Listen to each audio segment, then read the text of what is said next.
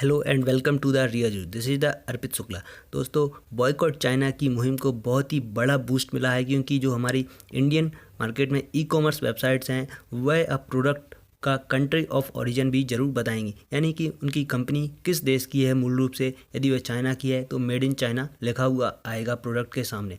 दोस्तों, यहाँ पर जो चाइना के बॉयकॉट का मुहिम चल रहा था, क्योंकि सीमा पर जो तनाव थे, उनके जो टेंशन्स थे, उनके रूप में यह बॉयकॉट चाइना की मुहिम सामने आई। लेकिन अब इसको बहुत ही बड़ा बूस्ट मिला है क्योंकि फ्लिपकार्ट ETC जो अमेज़ॉन है, ये सभी प्रोडक्ट ऑफ ओरिजिन लिखेंगे। लेकिन सबसे पहले बात करते हैं कि ये बॉयकॉट चाइना की मुहिम स्टार्ट कैसे हुई।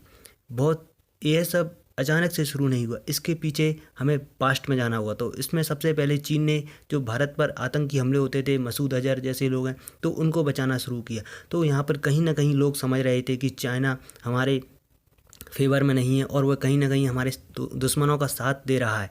इस वजह से कुछ लोगों ने चाइना का बहिष्कार करना शुरू किया, लेकिन वह मास स्केल पर नहीं हो पाया। लेकिन अब आते हैं 23 जून के दिन। 23 जून को गवर्नमेंट ऑफ इंडिया ने स्पेशली कहा था कि आप इंडियन सामान को अपनाइए और बॉयकॉट चाइना करिए। और हालांकि हम यह गवर्नमेंट ऑफ इंडिया डायरेक्टली नहीं कह सकती क्योंकि हम WTO के रूल्स से बंधे हुए हैं, क्योंकि यहाँ पर हम किसी भी कंट्री के सामान को पूरी तरीके से बैन नहीं कर सकते हैं जब तक कि हमारे पास कोई ठोस कारण नहीं हो।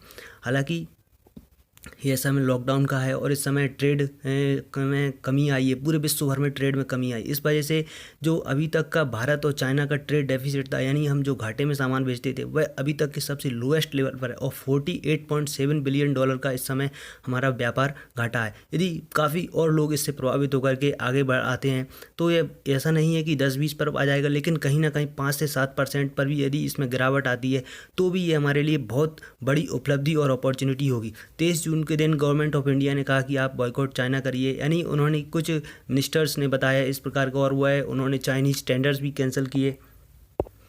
तो इन सब में ही department for promotion of industry and internal trade ने कहा कि आप जो ऑनलाइन वेबसाइट्स हैं, ई कॉमर्स वेबसाइट्स हैं, उनसे कहा कि आप अपने प्रोडक्ट के सामने प्रोडक्ट ऑफ ओरिजिन ज़रूर लिखें।